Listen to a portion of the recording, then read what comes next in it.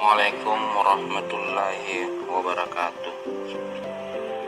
Untuk pertemuan hari ini kita membahas bab 2, persamaan dasar akuntansi. Jadi di sini bisa dilihat, yang punya buku itu halaman 31. Konsep persamaan dasar akuntansi. 1. Persamaan dasar akuntansi. Konsep mendasar dari struktur dasar akuntansi adalah terjadinya hak kepemilikan di satu pihak yang akan selalu disertai dengan kewajiban pihak lain. Hal ini terjadi dalam semua bentuk usaha, baik usaha perseorangan, kongsi, maupun perseroan terbatas. Sebuah perusahaan memiliki sejumlah aset, daya, yang menjadi hak perusahaan seperti uang kas, piutang, perlengkapan, peralatan, dan mungkin juga harta abstrak lainnya seperti hak paten, goodwill, dan hak-hak lainnya. Aset yang dimiliki oleh badan usaha harus didasari berasal dari pemilik yang dititipkan untuk dikelola badan usaha dalam rangka mendapatkan tujuan perusahaan berupa laba atau memberi layanan kepada konsumen. Perusahaan harus mengembalikan sumber daya tersebut pada pemberi aset. Diformulasikan persamaan sebagai berikut: aset sama dengan ekuitas pemilik. Nilai aset dengan ekuitas pemilik harus sama. Maksudnya adalah hak atau aset yang dititipkan pemilik badan usaha harus sama nilainya dengan hak klaim dari pemilik badan usaha. Pengertian ini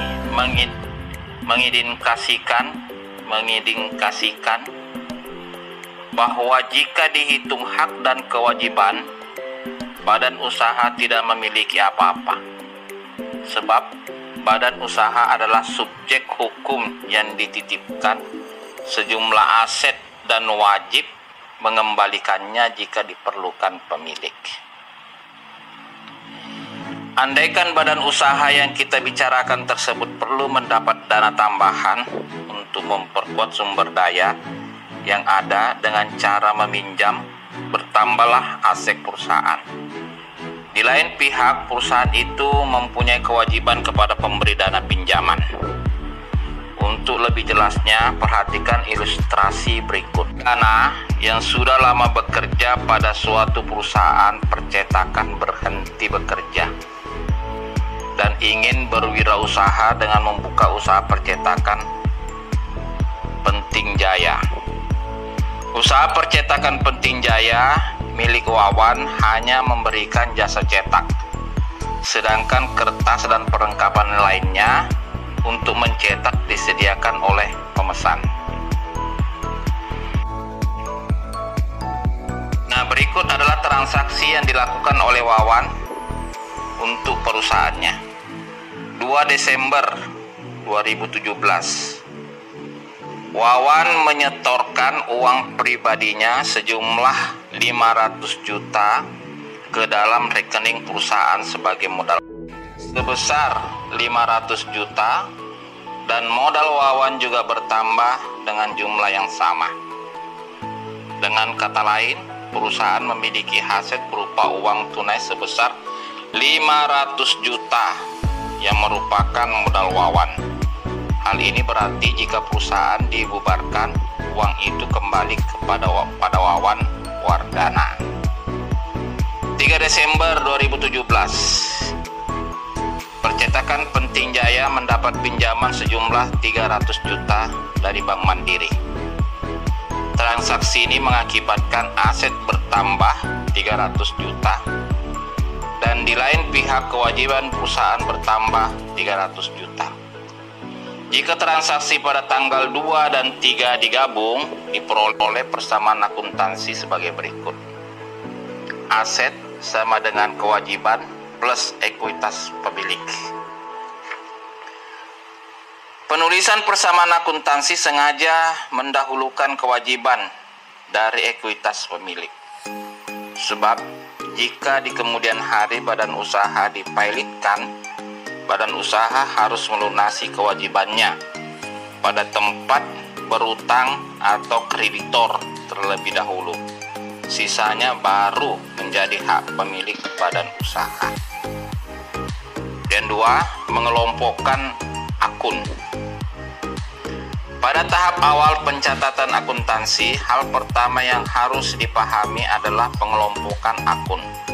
Akun atau akun adalah catatan transaksi tentang kewajiban atau ekuitas pemilik suatu usaha selama periode tertentu. Menurut Hong Ren, akun dikelompok persamaan dasar akuntansi.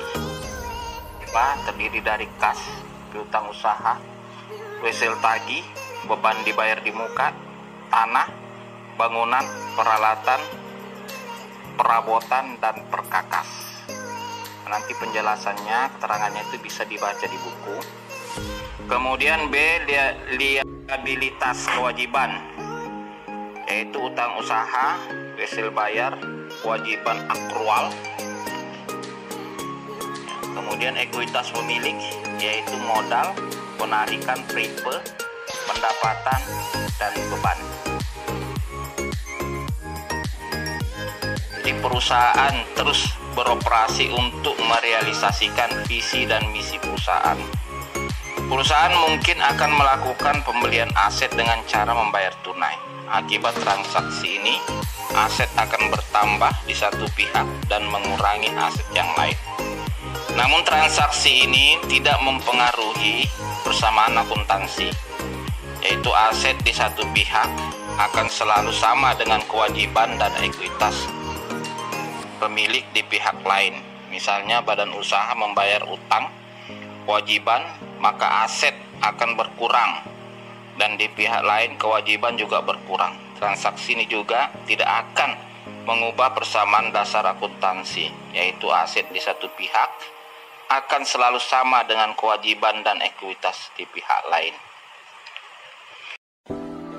Untuk pelajaran berikutnya, kita itu ke B, yaitu analisis transaksi dan pencatatan dalam persamaan dasar akuntansi. Mungkin nanti disiapkan kertasnya untuk membuat beberapa tugas-tugas yang akan dicatat. Saya akhiri. Assalamualaikum warahmatullahi wabarakatuh.